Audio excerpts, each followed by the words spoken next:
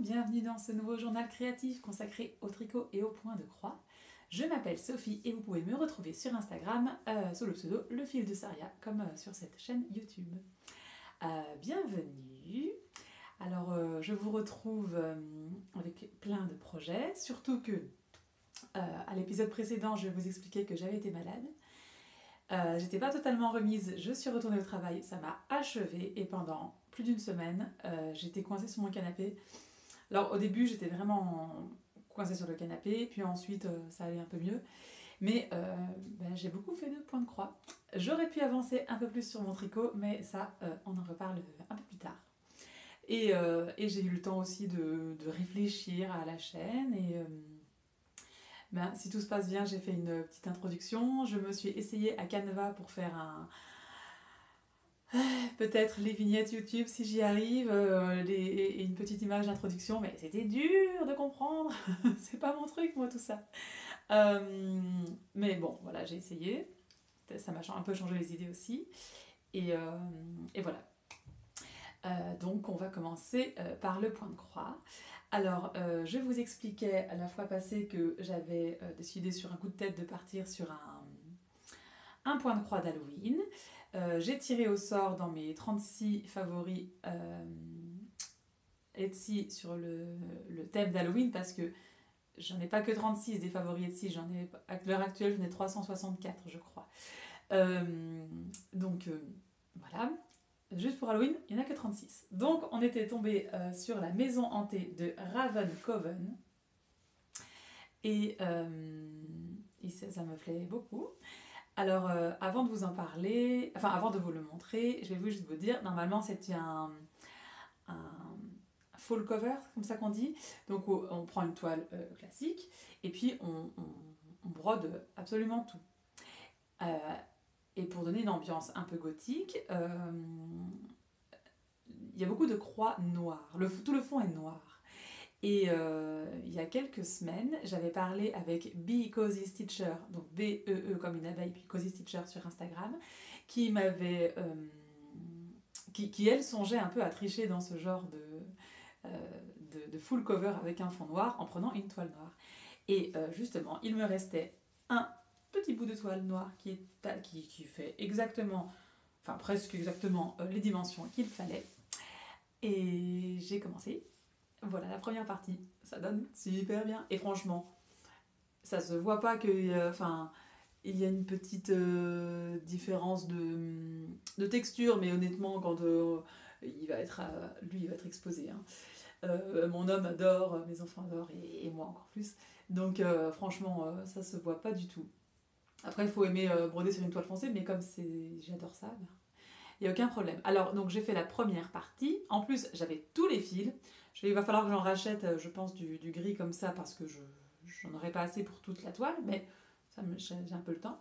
Donc, c'est trop bien. Oh là là, qu'est-ce que c'est beau. Donc, ça se présente sous la forme de 4 parties. Ça, c'était la plus grande. Ce soir, je vais commencer ici la deuxième partie. Et puis ensuite, ici, ce sera plus court. Donc, c'est super beau, franchement. Franchement, c'est trop bien. Ça change un peu de ce que je brode d'habitude et ça me plaît énormément. C'est long, mais honnêtement, vu que j'avais beaucoup de temps, c'était pas grave. Je ne suis pas sûre que je l'aurais fini pour Halloween. J'aimerais bien avoir encore fait au moins 2 parties. Et la troisième, je la terminerai au mois de novembre, mais je vais pas la ranger pour la continuer à Halloween prochain. Donc ça, c'est super bien. Et alors, donc je l'expose en parlant parce que elle est trop belle. J'ai fait une photo sur Instagram parce que j'aime bien montrer l'avancée de mes projets. Et j'ai été contactée par la designeuse, donc Raven Coven, qui m'a dit qu'elle était super contente que je partage ses créations, enfin ses designs. Et du coup, elle m'a offert un patron, une grille. Elle m'a dit voilà, tu choisis dans ma boutique la grille que tu veux, je te l'offre. Ok, bon bah d'accord, moi je veux bien. D'autant plus qu'il y a quelques mois, j'ai trouvé sur sa boutique Etsy une grille. Je vais vous la mettre après. C'est un arbre. Je vais vous la montrer maintenant. Donc c'est un arbre un peu qui fait un peu comme... vous savez, c'est Yggdrasil? Non, Yggdrasil, c'est le monde. Je sais plus. Enfin bref, c'est un arbre dans l'univers celtique, comme ça, un arbre de vie magnifique. Aussi, normalement, c'est aussi une full cover, mais je vais aussi prendre une toile noire. Et c'est un truc assez costaud. Et je l'ai reçue. Et donc, ça fait longtemps que je l'avais repérée, et donc je suis très contente. Et elle se présente sous la forme de 12 pages. Donc, parfait pour l'année prochaine. Je le commence en janvier et j'en fais une page par mois. Donc, ça va être trop cool. D'ailleurs, bientôt, je pense que je vais vous faire une petite vidéo sur mon Make 9 cross stitch. Donc, je sais pas si ça se fait en point de croix, mais en tricot. En fin de l'année, on commence à réfléchir aux 9 projets qu'on a envie de faire l'année d'après. Et après, à la fin de l'année, on voit. Et j'ai envie de faire ça en tricot. Pas en tricot, en point de croix. Et ça se remplit vite, mon Make 9. Donc voilà, super contente. Tout simplement. Je le range et je le récupère ce soir. Alors mon In This House n'avance pas parce que j'attends Steph tranquillement. Mais comme on en a parlé entre nous, j'ai beaucoup d'autres projets, donc c'est pas grave. Ça avancera quand ça avancera, tranquille. Et puis j'ai continué mes 100 Hauls de The Half Forest Embroidery. J'ai fait la deuxième partie sur 18. Et donc nous avons une avancée fulgurante parce que j'en suis à 3 rapaces. Voilà, la deuxième partie c'est celle-ci qui m'a semblé beaucoup plus rapide à faire que celle-là. Après j'avais plus de temps à y consacrer, donc je ne sais pas. Je trouve toujours cette grille hyper nette, c'est carré, c'est élégant, c'est efficace, c'est magnifique. Donc là ce sont des chouettes. Mais je ne saurais pas vous en dire plus. Voilà, ça c'est trop cool. Bon, ça va avancer, ça va bien avancer. Je vais essayer de vous présenter ça régulièrement et j'ai de la place, hein. J'ai encore beaucoup de choses à faire. Je pense pas que je l'aurai fini d'ici la fin de l'année, mais ce sera déjà bien avancé. Voilà, rien de neuf sous le soleil pour ce point de croix-là. Le Castle Homecoming, on a eu l'indice numéro 6. Donc de The Frosted Pumpkin Stitchery, je l'ai fini hier soir et j'ai été très très surprise parce que on est parti en haut des personnages principaux, donc pour moi c'était le ciel ou une bordure et je n'avais pas pensé au fait qu'on pouvait ajouter de la perspective. Parce que, oui, dans le fond, on voit une joute de chevaliers. Avec beaucoup d'herbes à broder. Mais bon, ça fait partie du jeu. Et c'est sympa. Alors, j'ai moins apprécié de le faire, plutôt que les autres indices. Mais c'est peut-être dû au fait que j'ai dû le recommencer. Tout défaire et tout recommencer. Parce que, en fait, donc quand je brode, en tout cas, c'est... Comment dire ? Je me raccroche, je prends comme point de repère tout ce que j'ai déjà brodé avant. Donc, je me suis dit, tiens, je vais prendre comme point de repère cette tour et faire les 2 bancs et le feu. Est-ce qu'on voit bien que ce sont des bancs ? Enfin bref, c'est des bancs. Puis ensuite, je prends comme point de repère ceci, je fais la tente, et ensuite, j'ai plus qu'à avancer, comme ça. Alors, une fois que j'ai fait les 2 chevaliers ici, donc vous voyez, il me restait le bas et ce drapeau. Je me suis dit, tiens, il y a quand même beaucoup d'herbes. Je vais commencer l'herbe. Donc je suis repartie par ici, et quelle ne fut pas ma surprise de me rendre compte que j'avais tout décalé vers la gauche. En fait, au lieu de prendre comme point de repère la bûche, non, le feu, j'avais pris la bûche. Et donc tout était décalé. Et un décalage de 5 croix, ça fait beaucoup. Donc, on a tout défait et on a tout refait. Et maintenant, c'est bon. Donc, voilà, le fait de devoir le refaire, j'avoue que ça m'a un peu... c'était un peu pénible, mais bon, soit. Et alors, les chevaliers sont sympas, avec 2 chevaux différents aussi. C'est très vivant. On se croit vraiment dans un campement médiéval, je trouve, quand on voit le dernier indice. Ouais. Donc, c'est pas mal aussi, ça. Hein. Ça avance bien. Je l'aime beaucoup, beaucoup, beaucoup. Mais j'ai pas de bol avec cette toile-là parce que j'ai dû refaire cet indice. Le tout premier, en fait, j'avais fait sur une toile trop courte, donc j'avais dû le refaire aussi. Mais ça va aller, j'espère. Et enfin, je vais vous expliquer la fois passée que j'avais envie d'avancer un petit peu. Tiens, j'ai pas fini. Sur mon design de Sacré Citrouille. Alors, il a un petit peu avancé. Pas beaucoup. D'ailleurs, j'ai même pas fini. Donc, ça, c'était un butternut. J'espère que ça se voit. Et là, il manque juste la tige, enfin le brin qu'il y a là. Alors, je trouve que la citrouille, elle est plutôt sympa. Mon objectif était de terminer la citrouille et de faire ces petits machins là. Et dans ma lancée, je suis partie sur les butternuts. Alors, comme c'était assez brouillon, j'ai passé au sèche-cheveux et tout le stylo friction est parti. Et puis j'ai redessiné bien le butternut. Et puis ensuite, je vais faire 2 chandelles et faire l'écriture, je ne sais pas où encore, si ça va être au-dessus ou en dessous. Je me dis que c'est un peu vide, donc je rajouterai peut-être bien une courge ici ou là, mais on verra tranquillement. Parce que dans ma lancée, voilà, après le dernier journal créatif, j'étais vraiment motivée, donc j'y suis allée à fond.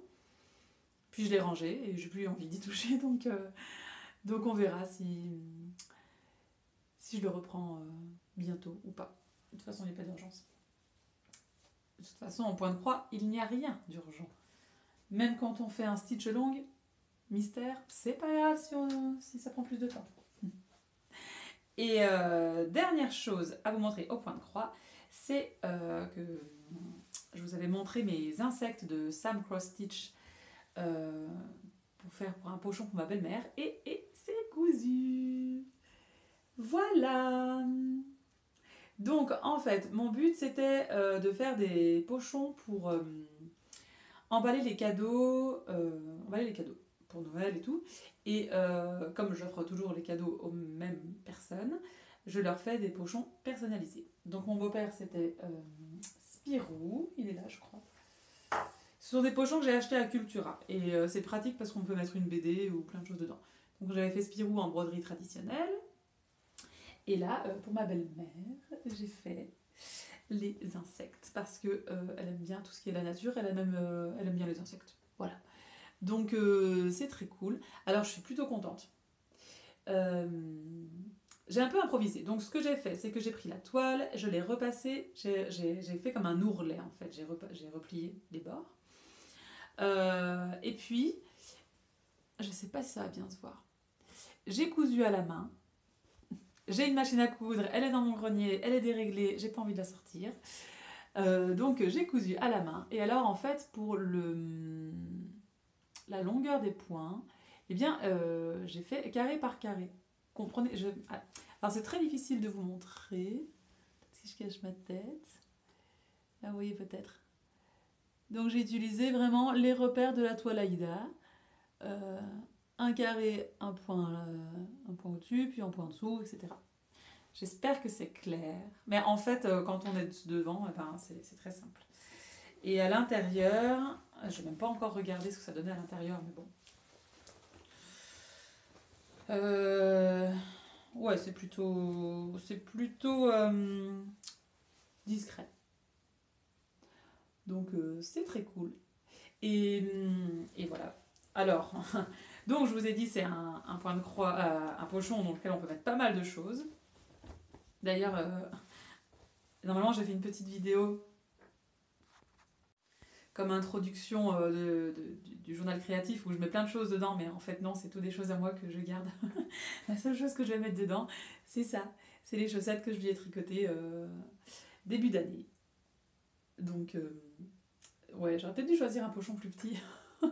Enfin, on verra bien. Donc, hop, je le mets directement dedans. Ça va faire un peu un gros emballage pour une paire de chaussettes. Je rajouterai peut-être un livre. Donc, voilà, mon cadeau de Noël pour ma belle-mère est déjà prêt. C'est pratique. Et du coup, ça me donne envie de coudre ma Halloween Wreath de The Frosted Pumpkin Stitchery. Je vous la remontre. Parce que elle traîne. Et elle est belle. et j'ai envie de l'utiliser. Et il me reste une housse de coussin de chez Ikea. À la base, je voulais faire de la broderie traditionnelle dessus, mais vu que pour l'instant, je brode plus beaucoup, voire plus du tout, je me dis que je pourrais l'utiliser pour ma Halloween Wreath. Alors attendez. Est-ce que ça rentre? Alors, je vous ai laissé une bonne demi-heure parce que l'école de mon fils m'a appelé. Il n'a pas digéré son repas, si vous voyez ce que je veux dire. Donc ici, il est en bas en train de se reposer avec mon chéri. Et je dois terminer de filmer avant que mon chéri s'en aille travailler. Donc, en plus, les 10 minutes qui viennent de passer, j'ai filmé, mais je viens de me rendre compte que je n'avais pas mis le micro. Alors on recommence. Bon. Donc, on en était où? Est-ce que ma Halloween Wreath rentre sur la toile de coussin Ikea? Eh bien, ma foi, je pense que ça rentrera tout pile bien. Alors, vous voyez, elle est là. Elle est là. Et en dessous, vous voyez, ça dépasse. Donc on se rend bien compte que cette toile a été conçue pour faire un coussin. Et ce sera trop bien parce que c'est super agréable de mettre en valeur les points de croix. Je trouve que c'est un moment un peu magique. Voilà. Et c'est pas toujours facile de trouver des cadres qui correspondent à la bonne dimension. Donc ça va être très très bien. Voilà. Puis, du coup, pour le point de croix, c'est tout. Alors, vous n'êtes pas tout à fait droit. Voilà. On va passer au tricot. Donc, évidemment, on parle chaussettes ici. Beaucoup. Donc, les chaussettes de ma fille, j'avais fait la tige de la première chaussette. Et en fait, elle est terminée. Donc, ce sont les Color Palette Socks. C'est un modèle en taille adulte et moi j'ai voulu l'adapter en taille enfant, donc j'ai fait 60 mailles j'ai monté 60 mailles et ça c'est assez facile à adapter puisqu'après ce sont des rayures et des côtes et puis j'ai un peu calculé pour la longueur et visiblement je ne suis pas faite pour être designer tricot parce que j'avais fait une rayure en plus de cette très jolie couleur. Et c'était beaucoup trop grand, donc j'ai dû défaire la rayure et faire la pointe. Et c'est parfait ce sera parfait pour cet hiver. Et ce sera... bon, voilà. Après ça ira à mon fils, c'est très bien. Donc, voilà. Je suis très contente. Alors je lui ai fait essayer, mais elle ferme les yeux, elle ne veut pas le voir parce que l'année passée, je leur avais offert les chaussettes durant l'Avent, avec des surprises à l'intérieur et elle veut absolument qu'on recommence. Donc mon fils il met déjà ses chaussettes mais je vais les shipper pour l'avant et elle veut pas voir du tout. Donc ça c'est la première chaussette. La deuxième a avancé un petit peu. Et je vous disais, du coup, où est-ce que je l'ai mis? Je vous disais que je m'inquiétais un peu pour le blanc. Eh bien à raison, parce que il me reste toute une chaussette à faire. Il me reste ceci comme blanc. Ce qui est un peu peu. Alors, Daniel m'avait... comment dire? Daniel est l'une d'entre vous. Coucou Daniel. M'avait proposé hyper gentiment de m'envoyer un reste de laine si je me rendais compte que je serais trop scarpe. Mais il s'avère qu'entre-temps, je me suis rendu compte que je n'aurais pas assez de laine à chaussettes pour tenir jusqu'au Ch'ti Bazar. Et donc, mais je m'en suis acheté. Voilà. J'ai vu, en fait, il y a Laine de Mout qui fait des publications Instagram avec des bouquets de laine qui sont tellement beaux. Et elle vend des mini à l'unité. Et donc, je lui ai demandé pour lui acheter un mini blanc en plus d'un kit à chaussettes spécial Halloween qui est ma sorcière bien des pieds, qui est un bel orange avec un écheveau violet, ou l'inverse. Je ne me souviens plus. Elle est partie aujourd'hui, je la recevrai bientôt. Donc j'aimerais bien avancer cette chaussette. Et puis ensuite, j'avais prévu de tricoter que pour mes enfants. Et ben, il s'avère que ce sera pour moi. Voilà. Et cette laine-ci aussi, je ne suis pas sûre que j'en aurai assez parce que cette rayure revient 2 fois. Et là, il y a le gousset. Donc je pense que je vais intervertir. Vous voyez, ici, je vais mettre celle-là ici. Et si j'ai assez, enfin je sais pas. Je verrai bien. J'aurais dès le départ utiliser plutôt celle-ci pour là où il y a le gousset. Mais on est toujours plus intelligent par après. Je pourrais défaire aussi la première chaussette pour intervertir. Mais non. Non plus. Donc, bon, on verra bien. Voilà, en chaussettes, c'est tout. Et on va parler de mon pull Alaska. Alors, est-ce qu'il a avancé? Ah ah! Eh bien, la réponse est non. Pas du tout. Et du coup, vous allez me dire pourquoi vous me le montrez? Pourquoi je vous le montre? Eh bien, parce que je me suis rendu compte que j'étais vraiment... je ne l'avançais pas parce que mon jacquard était vraiment trop moche. Voilà. Et donc, vu que j'ai envie que ce soit juste du plaisir, j'ai pris la décision ce matin de défaire le jacquard. Je vais faire tout le corps en jersey. Enfin, avec des côtes à la fin. Et puis, sur les manches, je vais faire des rayures, mais je ne sais pas encore à quelle fréquence et tout. Verte et blanche, comme ça j'utilise quand même mon blanc. Et je vais essayer, je dis bien essayer, de carburer un petit peu pour que, comment dire, pour que j'ai au moins terminé une manche avant le ch'ti bazar. Comme ça, si jamais je me rends compte qu'il me manque de la laine, je peux faire je peux en racheter. Voilà. Donc, bon. En parlant du ch'ti bazar, je me suis rendu compte que c'était un week-end où je risque de travailler. Donc, je ne sais pas si je pourrais venir. On verra. Dans tous les cas, j'ai bien fait de me racheter de la laine. Voilà. Sinon, c'est tout pour les projets. Je vous expliquais en début de vidéo que j'avais eu le temps de réfléchir à ma chaîne YouTube. J'ai envie d'essayer un nouveau format pour les fois prochaines. Je consomme beaucoup de vlogs créatifs, que ce soit Eve de Bobine et Pelote, Mystis et Fibrae. Il y a le Demoiselle aussi qui fait ça, et Au fil de la ruche, mais elle, je les regarde un peu moins. Ça m'arrive, hein, mais c'est pas des... Eve et Pauline de Mystis et Fibrae, je n'en rate pas un seul. Et donc voilà, j'avais envie d'essayer de me filmer un peu tous les jours pour montrer l'avancée de mes projets. Pendant une semaine, et puis de faire le montage et de le poster peut-être le lundi. Donc aujourd'hui on est jeudi, je vais commencer demain. J'aurai un peu de tricot, un peu de point de croix à vous montrer. Bientôt peut-être mon colis de laine de mout qui arrive. Voilà, on verra bien. Alors bon, la première semaine... ouais, on verra bien. C'est une semaine de vacances pour les enfants, donc j'aurai peut-être moins de temps, mais... Écoutez, je vais essayer, et si c'est pas beau, si ça va pas, eh bien, je vous le montrerai pas. Et je ferai un épisode normal, tout simplement. Voilà, c'est tout pour aujourd'hui, disais-je. Je vous retrouve si j'arrive à faire ce que j'ai envie de faire. Je vous retrouve dans une grosse semaine. Voilà. Bon, c'est tout ce que j'avais à dire. J'espère que de votre côté, vous allez bien, que personne n'est malade, parce que nous c'est bon maintenant. Et si c'est bientôt les vacances pour vous, pour les petits, profitez. Profitez, même si c'est pas les vacances. Profitez de la fraîcheur.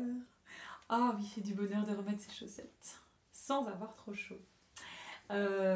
Et amusez-vous bien. Tricotez, brodez, faites de la musique, écrivez, dessinez, glandez sur le canapé, allez vous balader et regardez des vidéos. Voilà.